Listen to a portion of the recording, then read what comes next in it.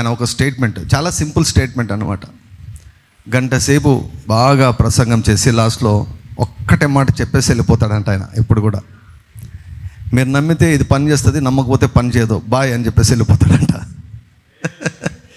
If you believe it will work, if you don't believe it will not work, bye, goodbye అని చెప్పేసి వెళ్ళిపోతాడంట. So believing is very important. నమ్మడమే కీలకమైనది. Hallelujah. ఏదైనా ఒక walk వచ్చినప్పుడు ఇది దేవుడు మాట్లాడుతున్నాడని గుర్తించగలిగే సున్నితత్వము మనకు ఉండాలి. ప్లస్ ఆ మాటను నమ్మాలి. నమ్మినప్పుడే ఆ వాక్యము పని చేస్తుంది. హల్లెలూయా. సో మన విలువను పెంచబోయే యేసయ్యకి 2 చేతులు పైకెత్తి ఆయన నామని మహిమపరుద్దాం. హల్లెలూయా, హల్లెలూయా. రండి, యెషయా గ్రంథము 58వ అధ్యాయం. ఉపవాసం గురించి 2 రకాల బోధలు ఉన్నాయి. ఒక బోధ, విపరీతమైన బోధ ఏంటంటే ఇక ఉపవాసమే సర్వస్వం అన్నమాట. ఉపవాసం గురించి వారు మాటలాడని రోజు ఉండదు. ఉపవాసం గురించి వారు ప్రస్తావించని ప్రసంగము ఉండదు. ఉపవాసం ఉపవాసం ఉపవాసం, వారు ఎప్పుడున్నా కూడా ఉపవాసం గురించే మాట్లాడుతూ ఉంటారు. ఆ ఉపవాసం అన్నటువంటిది అది చాలా పెద్ద మేజర్ ఇష్యూ అని, చాలా పెద్ద సబ్జెక్ట్ అని, తర్వాత చాలా చాలా ప్రాముఖ్యమైనదండి. అంటే అది అన్నిటికీ మందు అదే అని, అన్నిటికీ పరిష్కారం ఉపవాసం అని ఒక రకమైనటువంటి బోధ ఉంటే, ఇంకో రకమైన బోధ కొత్త నిబంధనలో రూల్స్ రెగ్యులేషన్స్ ఏం లేవు, ఎవరికి చెప్పలేదు పౌలు మీరు 10 రోజులు ఉపవాసం ఉండండి, 21 రోజులు ఉపవాసం ఉండండి, 40 రోజులు ఉపవాసం ఉండమని ఒక్క సూచన కూడా పౌలు గారు సంఘాలకు అన్ని పత్రికలు రాస్తే అన్ని పత్రికలకు ఇవ్వలేదు. కాబట్టి ఉపవాసం ఉండాల్సిన అవసరం లేదని ఏమండి, అది ఒక విపరీతమైనటువంటి బోధ. 2 రకాల విపరీతమైన బోధలు. కొంతమంది ఎక్కువ ఉంటారు, కొందరు అసలు ఉండరు.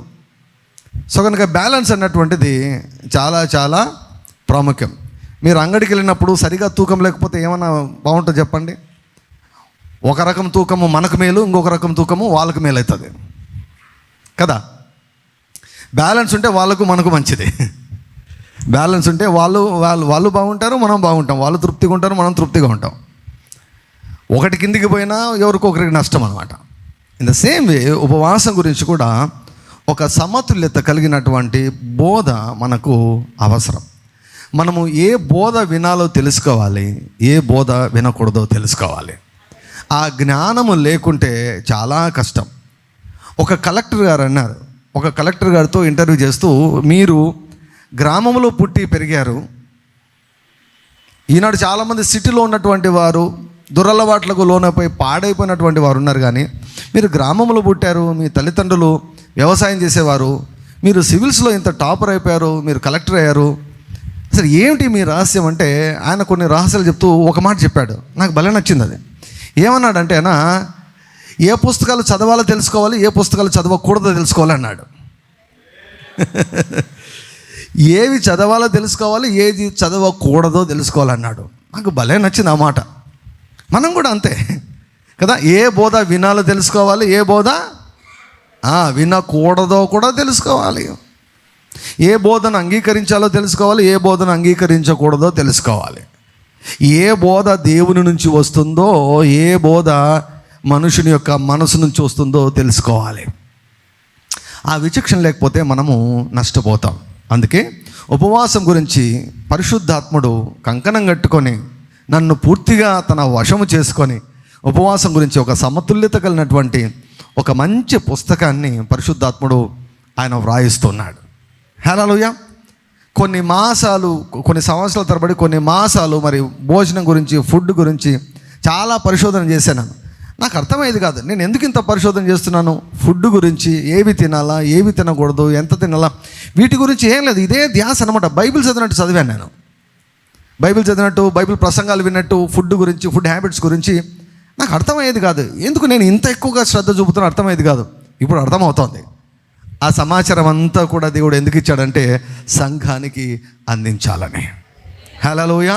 ఇక మీదట ఆ పుస్తకము రిలీజ్ అయిన తర్వాత ఎవరు కూడా తప్పుడు పద్ధతిలో ఉపవాసం ఉండకుండా, ఫలహీనమైనటువంటి ఉపవాసాన్ని ఎవరు కూడా చేయకుండా ఆ పుస్తకము ఆపుటకు దేవుడు ఒక ఆయుధముగా దేవుడు ఆయన నియమించుకున్నాడు, ఆయన తయారు చేస్తున్నాడు. హల్లెలూయా. నేను అంటాను, అది ప్రతి విశ్వాసి చేతిలో, ప్రతి దైవజనుని చేతిలో ఆ పుస్తకం ఖచ్చితంగా ఉండాల్సిందే. చదవకుండా పోతే అది వాళ్ళ కర్మ.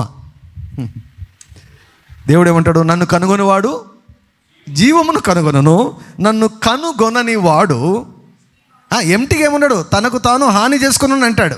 నన్ను కనుగొనవాడు జీవమును కనుగొనను, నన్ను కనుగొనని వాడు తనకు తాను హాని చేసుకొనును. పుస్తకం చదివిన వారు జీవమును పొందుకుంటారు, చదివినటువంటి వారు తమ ఆరోగ్యాన్ని తాము పాడు చేసుకుంటారు అన్నమాట. సో మీ ప్రార్థనలు బలంగా వస్తే, బలంగా మీరు గట్టిగా ప్రార్థన చేస్తే దేవుడు ఆ కార్యాన్ని సంపూర్ణంగా ముగిస్తాడు. హల్లెలూయా.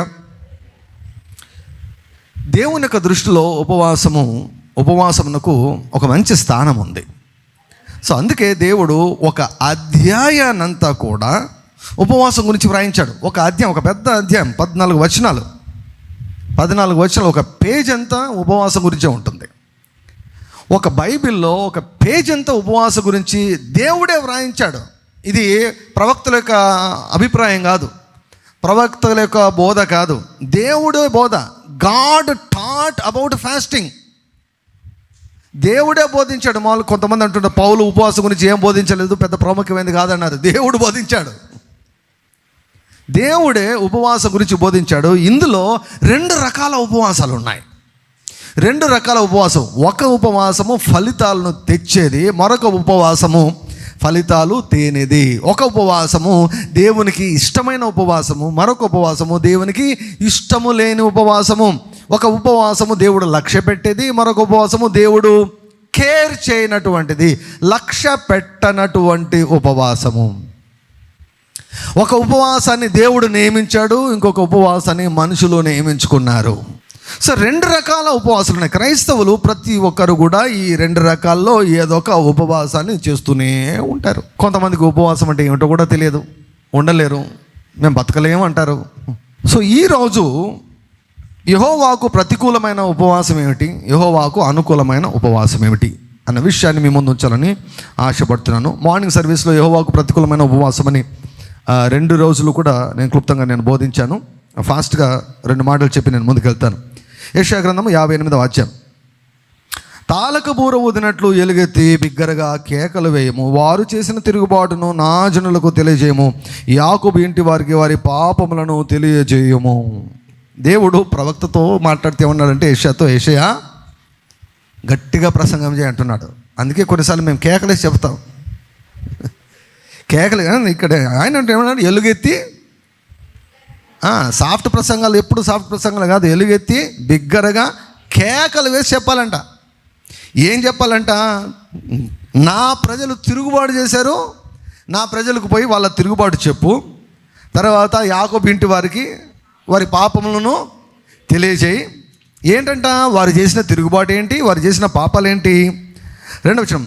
తమ దేవుని న్యాయ విధిని విడవక నీతిని అనుసరించు వారైనట్టు అనుదినము వారు నా యొద్ద విచారణ చేయొచ్చు, నా మార్గములను తెలుసుకున్న ఇచ్చ కనపరచుదురు, తమకు న్యాయమైన తీర్పులు తీర్చవలనని వారు అడుగుదురు, దేవుడు తమకు ప్రత్యక్షుడు కావాలని ఇచ్చేంతురు. మేము ఉపవాసం ఉండగా నీవెందుకు చూడవు, మేము మా ప్రాణములను ఆయాసపరచుకునగా నీవెందుకు లక్ష్య పెట్టవు అని అందరూ. వీరేం చేస్తున్నారంటే అనుదినము ప్రార్థన చేస్తున్నారు. అనుదినము దేవుణ్ణి ఏమడుగుతున్నారు తెలుసా? ప్రభువా నువ్వు మాట్లాడవా అని అడుగుతున్నారు. అనుదినం ఏమంటున్నారు తెలుసా? నిన్ను చూడాలని ఉంది యేసయ్యా, నిన్ను చూడాలని ఉంది, నీ ముఖము మనోహరము, నీ స్వరము మాధుర్యము, నీ పాదాలు అపరంజిమయము, నీవు ఉంటే నాకు చాలనయ్యా, నీవు లేకపోతే నేను బ్రతకలేనా. ఇవన్నీ చేస్తూ ఉన్నారు ప్రార్థనలో ఇవన్నీ చేస్తూ ఉన్నారు. నువ్వు లేకపోతే నేను బ్రతకలేను, నీ సన్నిధి లేకపోతే నేను బ్రతకలేను, నువ్వు కనపడాలి ప్రభువా, నా పక్షంగా నా శత్రుల మీద పగ తీర్చుకో, ప్రతీకారం చేయి, తీర్పు తీర్చాయా అని దేవుని యొక్క సన్నిధిలోకి వచ్చినప్పుడేమో మోకాళ్ళేసి ఎలుగెత్తి 2 చేతులు పైకెత్తి ప్లస్ ఉపవాసం ఉండి ప్రార్థన చేస్తారు. మంచిగా ప్రార్థన చేస్తారు. చూడండి, ఏమన్నా తప్పుందా ఇందులో? మంచిగా ప్రార్థన చేసి ఆమేన్ అని 3 సార్లు అంటారు, కొంతమంది 7 సార్లు అంటారు ఆమేన్ అన్న తర్వాత అసలు విశ్వరూపం మొదలవుతుందంట వీరికి. ఆమేన్ అన్న తర్వాత ఏమంటున్నారు తెలుసా? దేవుని గురించి, ప్రభువా మేము ఉపవాసం ఉన్నాం, నువ్వు ఎందుకు మా ఉపవాసానికి జవాబు ఇవ్వడం లేదు? మేము కడుపు కాల్చుకుంటున్నాం కానీ జవాబు ఇవ్వడం లేదు. ఉపవాసం ఉండి మేము సరి అయినటువంటి ప్రార్థన మేము చేస్తున్నాం, కానీ మాకు జవాబు ఎందుకు రావడం లేదు? ఎందుకయ్యా నువ్వు అసలు పట్టించుకోవడం లేదు? ఎందుకయ్యా మేము ప్రార్థన చేస్తాం, మా ప్రార్థన నీవు ఆలకించడం లేదు? మంచి ప్రార్థన చేస్తున్నాం కదా, స్వార్థం కొరకు మేమే అడగడం లేదు కదా, నిన్ను చూడాలని అడుగుతున్నాం కదా, నీ మార్గాలు నీ చిత్తం తెలుసుకోవాలని అడుగుతున్నాం కదా, అన్నీ పర్ఫెక్ట్గా ఉన్నాయి కదా, నువ్వెందుకు స్పందించడం లేదు అని వీరు అంటుంటే దేవుడు చాలా ఫీల్ అయిపోయాడు. వీళ్ళు ఎలా చేస్తున్నారంటే దేవుని మీద నిందేస్తున్నారు. మా వరకు మేము బాగున్నాం, ఉపవాసం ఉన్నాం, ప్రార్థన చేస్తున్నాం, కానీ నీవు మాత్రము మా ప్రార్థనకు ప్రతిఫలాన్ని ఇవ్వడం లేదు. ఎందుకు ఇవ్వడం లేదు ప్రభువా అని దేవుని ప్రశ్నిస్తుంటే ఏమంటే దేవుడు యెషయా దగ్గరికి వచ్చి వాళ్ళకు కళ్ళు మూయబడ్డాయి. ఏమండి, వాళ్ళ మనసు నిండా క్రొవ్వు ఉంది, వారి హృదయం క్రొవ్వినది. మామూలుగా చిన్న మాటలతో సన్నగా చెప్తే వారికి అర్థం కాదు, గట్టిగా బిగ్గరగా కేకలు వేసి ఎలుగెత్తి 2 చెవులు మూసుకునేటట్లు చెప్పు అని యెషయాకు చెప్పి ఇక మొదలుపెట్టు అన్నాడు. ఏంటి వీరి యొక్క పరిస్థితి అంటే చూడండి, మీ ఉపవాస దినమున మీరు వ్యాపారం చేదురు. పాత నిబంధనలో దేవుడు ఇశ్రాయేలుకి ఇచ్చిన ఆజ్ఞ ఏమిటంటే విశ్రాంతి దినం అనగా శనివారం అసలు ఏ పని చేయకూడదు, ఇంటి దగ్గర ఉండాలన్నమాట. That is not applicable to us right now. మనకు ఇప్పుడు అప్లికబుల్ కాదు, ఎందుకంటే యేసు ప్రభు వచ్చిన తర్వాత దీని యొక్క అసలైన అర్థం ఏమిటో ప్రభు చూపించాడు. సో కనుక ఇది అప్లికబుల్ కాదు.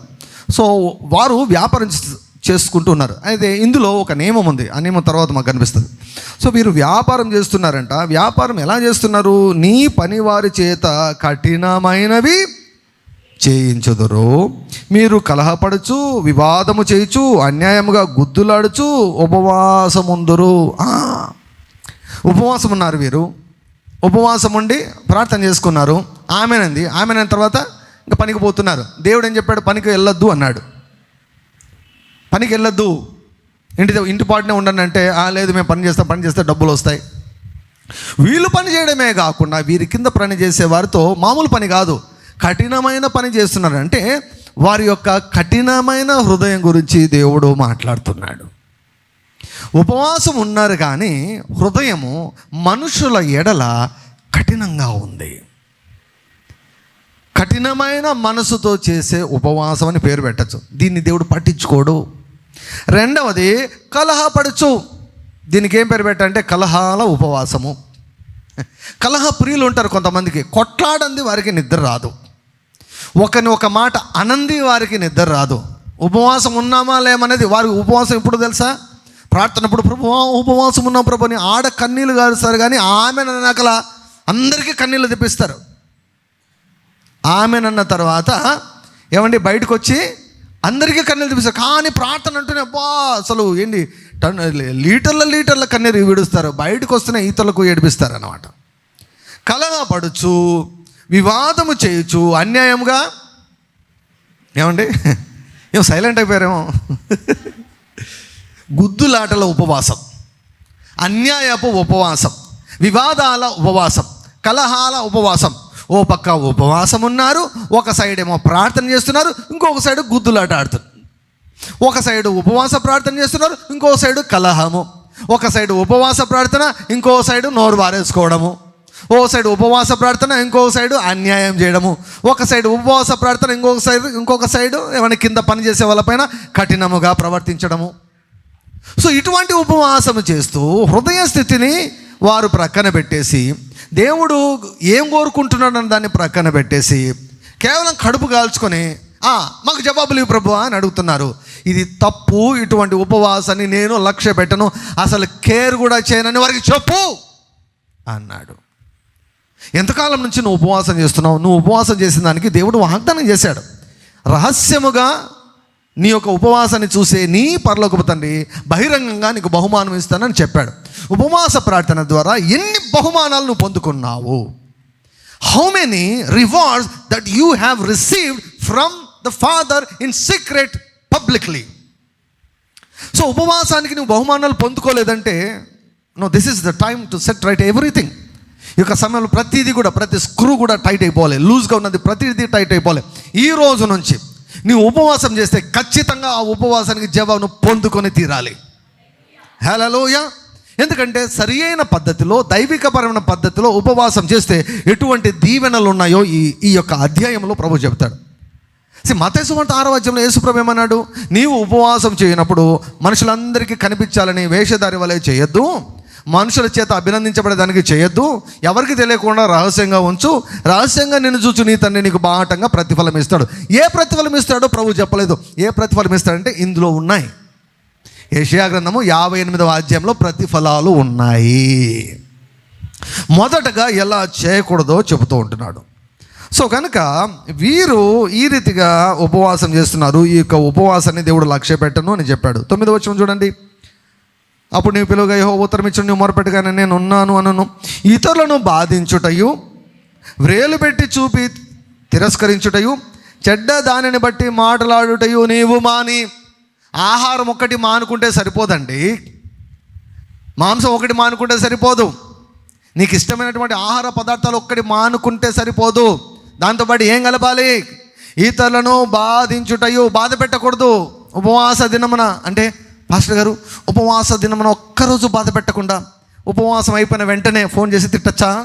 ఒక పాస్టర్ చెప్పాడు, ఒక పాస్టరు నాకు ఫోన్ చేసి చెప్పాడు, నెత్తి నోరు కొట్టుకుంటూ చెప్పాడు, అయ్యా పాస్టర్ గారు నాకు ఒక సమస్య ఉందండి, ఇది చెప్పండి ఏం సమస్య ఉందంటే, అయ్యా నా భార్య భలే ఉపవాసాలు ఉంటుందయ్యా. అంటే చాలా మంచిది కదండి, ఉపవాసాలు ఉండి ప్రార్థన చేసే భార్య ఉంటే చాలా ఆశీర్వాదకరం కదా. అయ్యా పొద్దున్న నుంచి సాయంత్రం వరకు ఉపవాసం ఉంటుంది. ఉపవాసం ఉండి ఆమెనన్న తర్వాత ఏమండి నా మీద పడి నన్ను బరికి కొడుతుందయ్యా అన్నాడు. పొద్దున్న నుంచి సాయంత్రం వరకు ఉపవాస ప్రార్థన అంట, ఆమెనన్న తర్వాత భర్త మీద పడి కొట్టడం అంట. వీళ్ళ గురించి రాస్తాడు ఇక్కడ. God is talking about this such kind of people.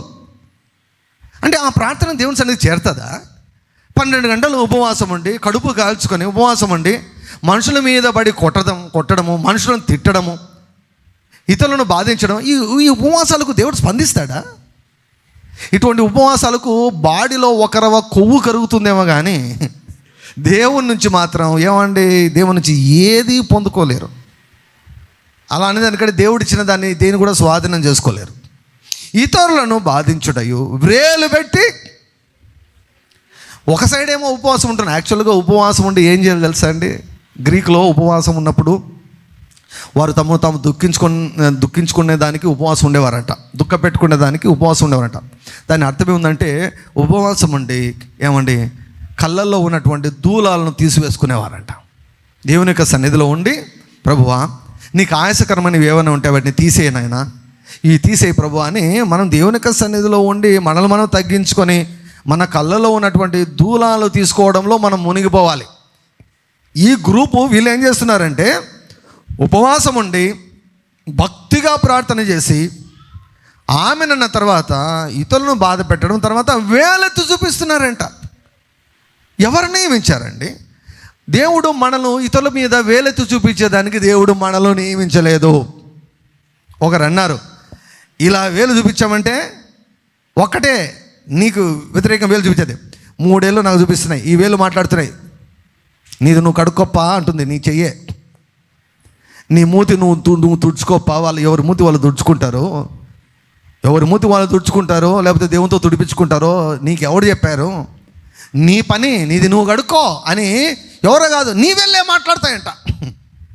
నీ వెళ్ళి ఇట్లా చూపిస్తే ఏం పని ఉందండి ఇంకొకరి మీద వేలు చూపించదని? దేవునివా నీవేమన్నా? పరిశుద్ధాత్మనివా నీవేమన్నా? ఇంకొకరి మీద తప్పులు మోపేదానికి, తప్పులు చూపేదానికి, ఇంకొకరి గురించి తప్పు మాట్లాడేదానికి మానవునికి దేవుడు స్వేచ్ఛను, స్వాతంత్రాన్ని, అనుమతిని దేవుడు ఇవ్వలేదు. మనకు చాలా ఉంటాయి, మనకు చాలా ఉంటాయి, దండిగా ఉంటాయి మనకు. దేవుని యొక్క సన్నిధిలో కూర్చొని ప్రియులారా మనల్ని మనం మలుచుకోవాలండి. విరిగి నలిగిపోవాలి. ప్రభువా విరిగి నలిగిపోవాలి. క్రొత్త నిబంధనలు ఏంటి విరిగి నలిగిపోవాలి?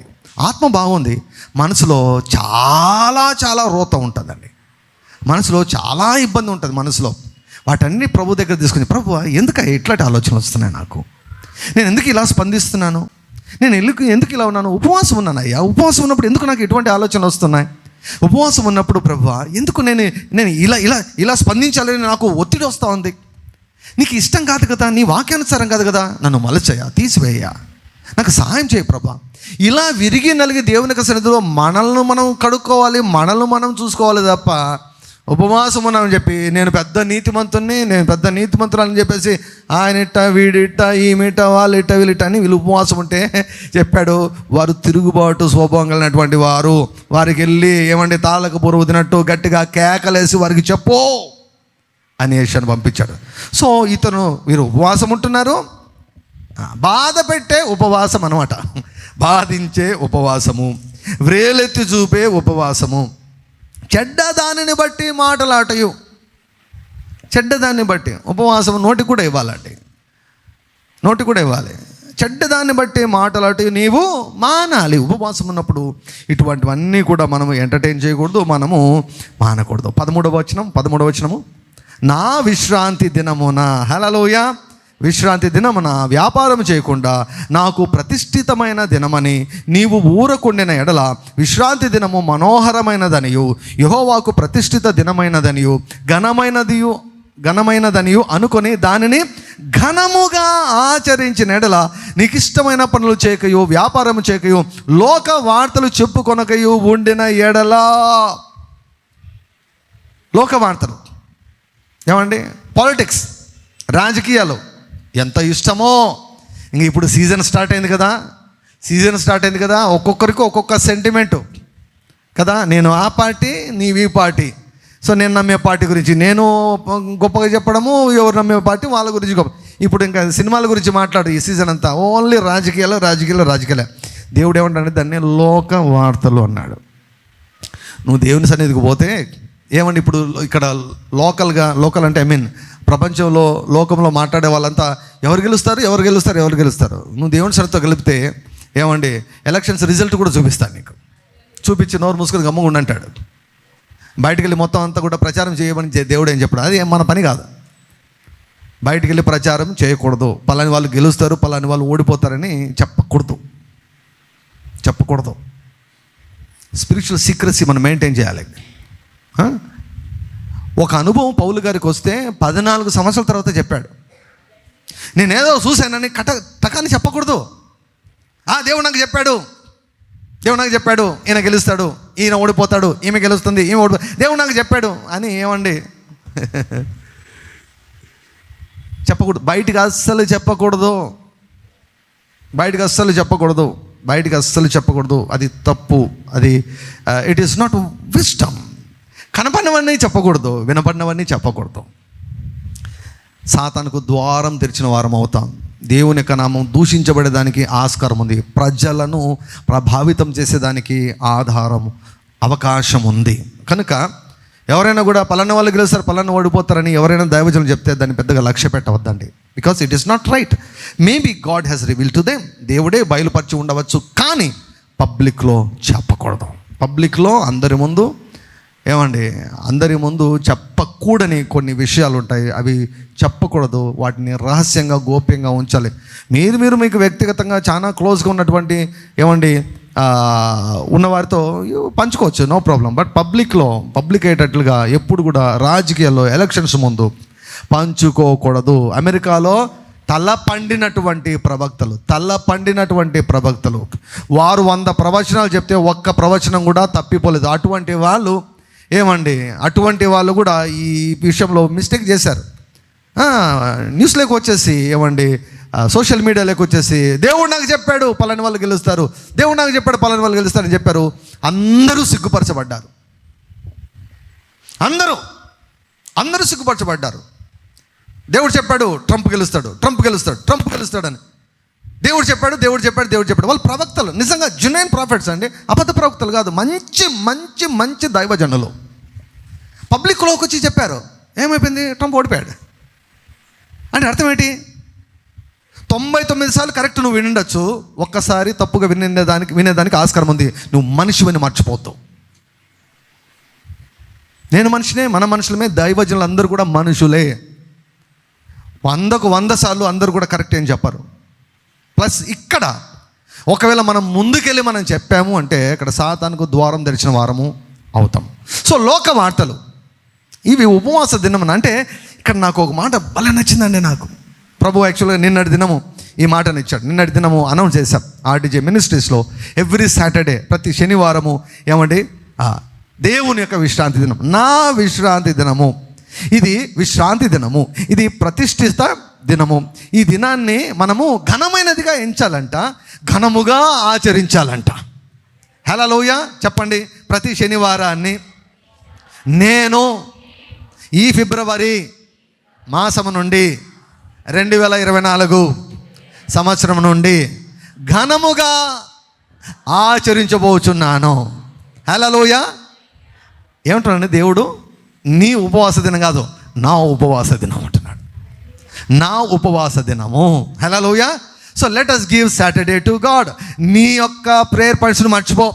నీ గురించి, నీ కుటుంబం గురించి, నీ యొక్క ఉద్యోగాల గురించి, నీ అప్పుల గురించి అన్నీ మర్చిపోయి, ప్రభువా శనివారము నీది, శనివారము నీది, శనివారము నేను కోడిలాగా జీవించనయ్యా, శనివారం కోడిలాగా జీవించి, శనివారం మొత్తం నీదయ్యా, నీ రాజ్యం అయ్యా, నీ సంఘం అయ్యా, నీ పరిచర్య అయ్యా, నీ దైవజనులయ్యా, నీ కొరకు, నీ రాజ్య విస్తరణ కొరకు నేను ప్రార్థన చేస్తాను, ఉపవాసం ఉంటాను. ఎవరి జోలికి నేను వెళ్ళను, కలహపడను, కొట్లాడను, వాదించను, వివాదాల జోలికి వెళ్ళను, ఇతరులను బాధ పెట్టను, వేలెత్తి చూపను, లోక వార్తలు నేను అసలు లోక వార్తల జోలికే నేను వెళ్ళను. ఎందుకంటే ఇది ప్రతిష్ఠితమైన దినము, ప్రతిష్ఠితమైనటువంటి దినము. ఇది ఘనముగా నేను ఆచరించాలి. కాబట్టి విశ్రాంతి దినాన్ని మనం ఘనముగా ఆచరిద్దాం. హల్లెలూయా. ఏదో ఒక రకమైన ఉపవాసం చేయండి, ఏదో ఒక చేయండి. అంటే కనీసం ఈ శనివారం నేను ఒక ప్రత్యేకమైన రీతిలో నేను గడుపుతున్నాను అని అనిపించుకోండి.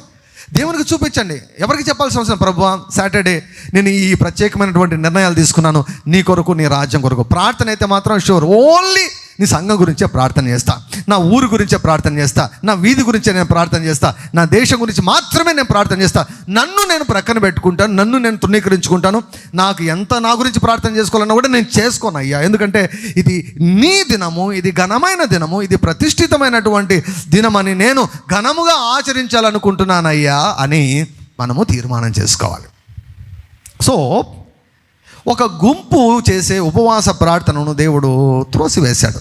హేబేలు కయ్యను ఇద్దరు కూడా బలిని తీసుకుని వచ్చారు, ఇద్దరు కూడా అర్పణను తీసుకుని వచ్చారు, ఇద్దరు కూడా కొంతనే తీసుకుని వచ్చారు. కానీ హేబేలు బలిని దేవుడు అంగీకరించాడు, కయ్యను బలిని దేవుడు అర్పణను అంగీకరించలేదు. అలాగే ఇక్కడ మీరు ఉపవాసం ఉంటున్నారు కానీ దేవుడు అంగీకరించలేదు. దేవుడు అంగీకరించని ఉపవాసం ఎందుకు? దేవుడు లక్ష్య పెట్టని ఉపవాసం ఎందుకు? అందుకే తెలుసా, ఉపవాసం ఉండి ఆరోగ్యాలు పాడు చేసుకున్నటువంటి వాళ్ళు ఇంతమంది ఉన్నారు. క్రీస్తు శరీరములో జ్ఞానము లేక ఉపవాసాలు ఉండి ఆరోగ్యాన్ని పాడు చేసుకున్నటువంటి వారు. మనం మా ఫ్రెండ్తో మాట్లాడుతున్నా, మా ఫ్రెండ్ అన్నాడు, ఇలా పుస్తకం రాస్తున్నానంటే, బ్రదర్ అసలు మీరు చాలా మంచి పని చేస్తున్నారు, చాలా మంచి పని చేస్తున్నారు అన్నాడు. హల్లెలూయా. మీరు చెప్పండి, పుస్తకం రిలీజ్ అవుతున్నాయి చెప్పండి అన్నారు. హల్లెలూయా. మరలా ఐ థింక్ మీకు చెప్పడం మర్చిపోయినాము. మే మాసంలో చెన్నై ప్రాంతంలో దాదాపుగా 5,000 మంది పాస్టర్స్ 5,000 మంది పాస్టర్స్ రాబోతున్నారు. ఆ మీటింగ్లో ఒకరోజు దేవుని యొక్క వాక్యాన్ని పంచుకోమని మనకు ఆహ్వానం వచ్చింది. ఇంకా కన్ఫర్మ్ చేయలేదు, మీరు ప్రార్థించండి. 5,000 మంది పాస్టర్స్, 5,000 మంది పాస్టర్స్, విశ్వాసులు కాదు, ఓన్లీ పాస్టర్స్ 5,000 మంది. హల్లెలూయా. 5,000 మంది అంటే ఒకే మీటింగ్లోనే మనం ప్రింట్ చేసిన పుస్తకాలనే అయిపోతాయి. ఏమన్నాడంటే, బ్రదర్ అసలు ఏం జరిగిందో తెలుసా మొన్న అన్నాడు. ఏమైందంటే ఒక ఆమె అంట, యంగ్ అండ్ డైనమిక్ సేవకురాలంట, నేను 40 days ఫాస్టింగ్ ఉండబోతున్నా అన్నదంట. సో ఈయనండి, వద్దమ్మా చేయొద్దు, దేవుడు నాకు వద్దని చెప్తున్నాడు నీకంటే. లేదు, దేవుడు నాకు చెప్పాడు 40 days ఫాస్టింగ్ ఉండమని చెప్పాడు అన్నదంట. లేదమ్మా, దేవుడు నాకు చెప్తున్నాడు వద్దు, చేయొద్దు, 40 days ఫాస్టింగ్ చేయొద్దు అని అన్నాడంట ఈ దైవజనుడు, మా ఫ్రెండ్. అంటే చేసేదానికి పోయిందంట. 10 రోజులంట, 10 రోజులు హాస్పిటల్లో అడ్మిట్ అయ్యి కోమాలోకి వెళ్ళిపోయి వాళ్ళ బంధువులు ఫోన్ చేశారంట, అయ్యా దయచేసి ప్రార్థన చేయండి, మా పాప మా అమ్మాయి కోమాలోకి వెళ్ళిపోయింది, దయచేసి ప్రార్థన చేయండి అని. 10 రోజులకే కోమాలోకి వెళ్ళిపోతారు కొంతమంది. ఎమోషనల్గా ఏదో చేయాలని ఎవరో 40 రోజులు ఉపవాసం అంటారా? పులిని చూసి ఇప్పుడు వాళ్ళతో దేవుడు మాట్లాడింటాడు, వాళ్ళతో దేవుడు మాట్లాడినప్పుడు వాళ్ళు ఉండగలరు. వాళ్ళని చూసి నువ్వు వాద పెట్టుకొని దేవుడు నాతో మాట్లాడినాడని నీకు అనిపిస్తుంది, ప్రతి ఒక్కరికి అనిపిస్తుంది నీతో మాట్లాడినట్టు. కానీ వినాలి, కొన్ని జ్ఞానం లేకపోతే ఇటువంటి నష్టాలు చాలా జరుగుతాయి.